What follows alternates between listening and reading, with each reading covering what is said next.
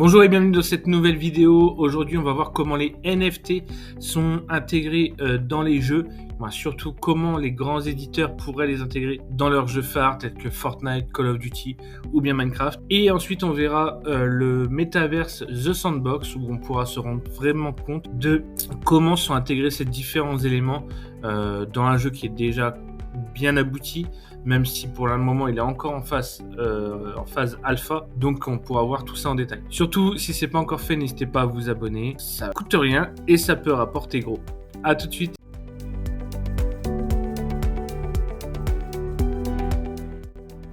Alors les NFT dans les jeux vidéo pour le moment c'est des petits éditeurs de jeux qui créent du coup des jeux avec les usages des NFT, mais pour le moment rien de très concret, étant donné que certains sont pour, certains sont contre, mais pour le moment il n'y a rien de très concret, étant donné que pour créer un jeu vraiment de haut niveau, il faut plusieurs années, mais on a des déclarations petit à petit, chaque semaine. On a Epic Games qui n'est pas contre, sans vraiment avoir fait de grosses déclarations, mais qui a intégré quand même un jeu avec des NFT et des crypto-monnaies dans son Epic Store. On a Minecraft qui est complètement contre avec les dernières déclarations.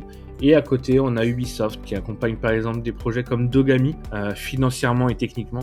Donc il y a des petites initiatives comme ça à droite et à gauche, mais rien de très concret. Mais d'un côté, on peut les comprendre, étant donné qu'on voit par exemple eSport avec FIFA et le mode FIFA Ultimate Team qui rapporte plusieurs millions d'euros par an à l'éditeur. Donc on comprend qu'ils n'ont pas envie de perdre un peu cette poule aux œufs d'or qui leur permet de récupérer énormément d'argent.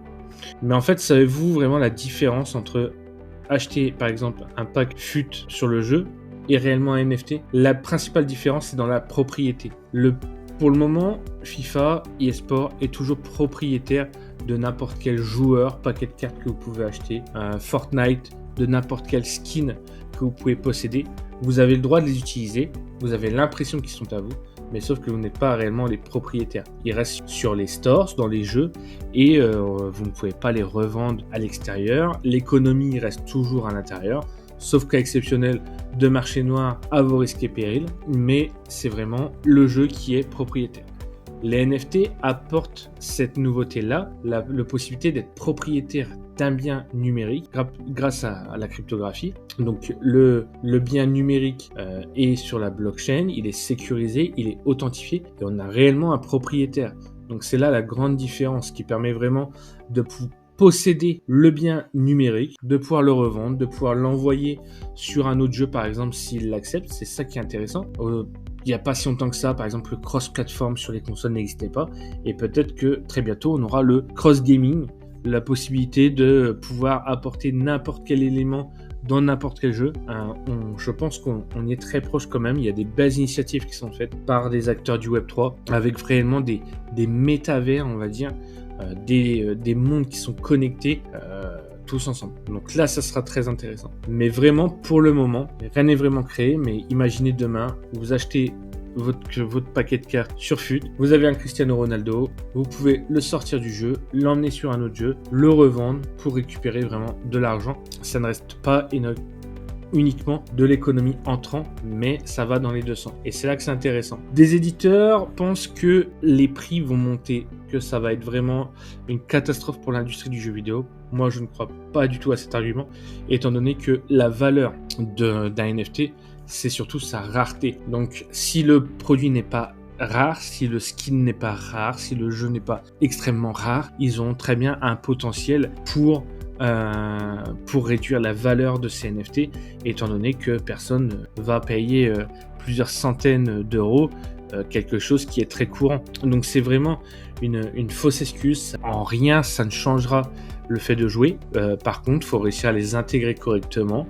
Il y a des choses qui sont à faire. Il y a énormément de choses à apprendre dans l'univers du gaming, et pour le moment, il y a eu même des marchés noirs qui existent avec la possibilité d'acheter des skins pour certains jeux, des joueurs de foot, des skins d'armes même sur Counter-Strike. On peut se rendre sur la marketplace et voir vraiment que c'est vraiment des sommes astronomiques. Et en plus, dans ce cas-là, les éditeurs de jeux ne récupèrent même pas une partie d'argent, alors qu'ils pourraient très bien mettre des royalties sur chaque NFT vendu. On peut aller voir le marché noir des skins, des revêtements d'armes.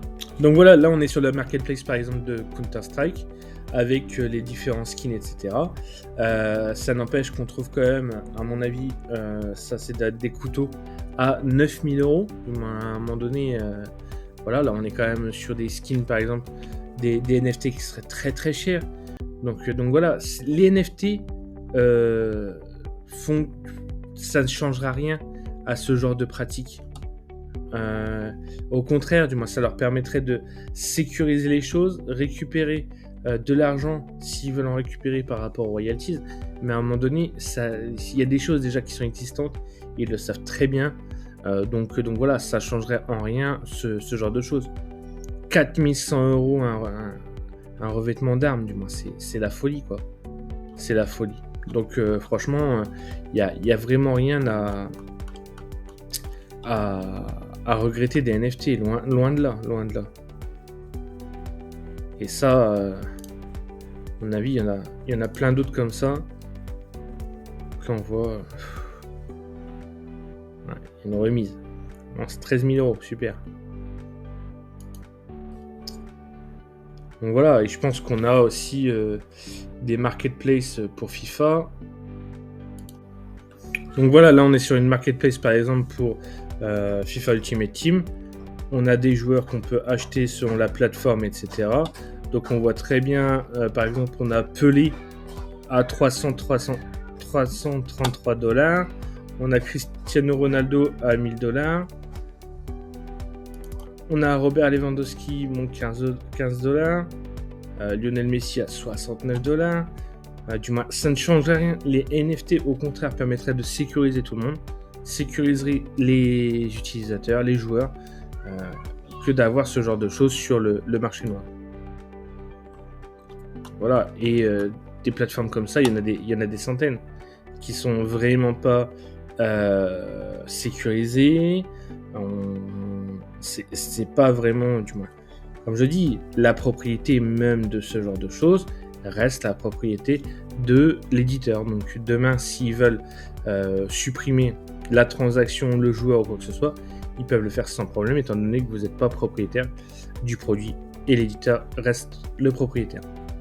Donc là, on va voir The Sandbox, on va voir comment ils ont amené le process. Pour l'instant, l'alpha est de nouveau fermée. Ça ouvrira, il me semble, au mois d'août pour une 3e saison. Mais on va pouvoir déjà voir comment fonctionne l'écosystème. A tout de suite. Alors voilà, on est sur le site de The Sandbox. Donc The Sandbox, pour la petite histoire, c'est pas arrivé depuis hier. En fait, ça existe déjà depuis 12 ans. C'était quelque chose qu'il y avait sur mobile, donc il n'y avait pas cet univers crypto, Web3, NFT, etc. Mais c'était vraiment quelque chose où on pouvait déjà construire à la Minecraft, où on pouvait construire son petit univers, du coup comme dans un bac à sable. Et ensuite ils ont créé du coup The Sandbox il y a deux ans, il me semble, et ça a vraiment bien décollé avec des nombreux partenariats. Là on voit les lapins crétins, World of Woman, on a Steve Aoki, on a les Bored App qui ont acheté des terrains aussi où il y aura des univers qui vont être créés. Donc l'avantage de Sandbox, c'est qu'en fait on peut acheter des parcelles de terrain et créer vraiment l'univers que l'on souhaite. Donc c'est quelque chose qui est on va dire un peu décentralisé dans le fond, étant donné que chacun peut créer ce qu'il a envie sur sa parcelle et pouvoir en faire profiter soit sa communauté, soit par exemple pour des marques, leurs clients potentiels, ou des clients potentiels. Ils peuvent créer vraiment des choses très intéressantes. De base, c'est très accessible. On a le site, on a une application qui s'appelle Voxel où on peut créer déjà un peu son petit univers, on peut créer son skin, on peut créer pas mal de choses en Voxel pour se familiariser. C'est sans code. On peut créer des petites interactions, etc. Il y a pas mal de choses qui sont faites pour que ça soit très accessible pour tous en termes de gameplay. Donc là on peut voir les différents partenariats, les différentes choses qui sont faites à l'heure actuelle. Là en ce moment on peut créer un avatar Steve Aoki avec ce qu'on souhaite, etc. Donc l'économie de The Sandbox, c'est le sand. Donc c'est sur le réseau Polygon. Et voilà, donc là on peut gagner des tickets de tombola pour la saison 3. Il y a eu déjà les 2 premières saisons, donc à chaque fois ça s'arrête. Pour l'instant le jeu vraiment est en alpha, il reste encore en alpha. Donc voilà, il n'est pas accessible tout le temps. Il faut vraiment se connecter au bon moment. Si vous n'avez pas spécialement de pass, vous pouvez quand même accéder à une petite partie du jeu. Par contre, vous n'aurez pas les récompenses. Il faut savoir que quand vous avez un alpha pass, les récompenses sont quand même très très généreuses. Donc voilà, c'est plutôt sympa. Donc voilà, on a les partenaires, on a Snoop Dogg, The Walking Dead, Adidas, voilà, les Schtroumpfs, Atari, on a énormément de grands noms, quoi. C'est pas un petit jeu, quoi. Et c'est vraiment un univers qui se veut, on va dire, métaverse. C'est vraiment la possibilité d'intégrer énormément de choses. Donc là, on a la partie NFT. Donc, c'est constitué en plusieurs éléments. On a les NFT, on va dire, décoratifs. On a les NFT pour les skins. On a les NFT pour de l'art. Et on a les terrains aussi, qui sont eux aussi des NFT. Donc on peut acheter des toutes petites parcelles, bon là ça paraît vraiment ridicule, mais après on accède du coup directement à un univers où on peut construire ce qu'on souhaite. C'est vraiment son petit univers, donc du coup c'est beaucoup prisé par les marques à l'heure actuelle. Faut savoir que les prix de vente des parcelles classiques, si je me trompe pas, ils sont à 1100 sand depuis le début. En fait ça a toujours été comme ça. C'est vraiment, ils mettent pas derrière, ils rattachent pas une valeur financière en soi, ça ne bouge pas, peu importe le cours du sand, du coup c'est 1100 sand, donc qu'il soit à 1 euro, 3 euros ou 10 euros. Donc voilà, donc il y a des moments ça peut être plus ou moins intéressant d'acheter ce genre de terrain. Donc là on tourne quand même aux alentours de entre 1500 et 1800 euros en ce moment pour ces terrains-là. Là, on a la partie du coup pour créer avec le Game Maker du coup, où on peut créer vraiment son petit univers, son petit jeu directement. Donc c'est accessible à tout le monde, c'est téléchargeable. Et ensuite, on a la partie Vox, où on peut éditer son NFT du coup. Là, c'est pour vraiment animer le NFT de base qu'on va créer. Et là, on a la partie avatar où on peut personnaliser son avatar directement avec soit les éléments qu'on a achetés ou les éléments qui sont déjà disponibles. Là, du coup, on a la carte avec tous les lands qui sont disponibles. Donc, on peut acheter un land. Donc, là, celui-ci n'est pas en vente. On peut faire une offre. Et celui-ci, par exemple, est en vente. Donc, il inclut déjà des actifs. Il y a des choses qui sont vendues avec le land. Donc, Prime, donc, je sais pas ce que ça veut dire. Non, il n'est pas à vente parce que c'est Prime. À l'heure actuelle, c'est plutôt assez rare, les lands qui sont en vente. Bon, apparemment, là, ça me dit qu'il n'y a rien en vente pour le moment, ça m'étonne étant donné que tout à l'heure il y en avait, mais voilà. Et il faut savoir que du coup, plus on land, plus les petits carrés là sont proches d'un gros land, donc les grands lands qui sont disponibles, qui sont bien souvent réservés à des très grosses marques qui ont été achetées à des prix plus importants, donc plus on s'approche de ce genre de choses, plus ils sont très chers. Dodge. Donc voilà, c'est ces petites parcelles là où on peut après y construire ce que l'on souhaite. Voilà, et je vous répète, vous possédez du coup vraiment le NFT du jeu.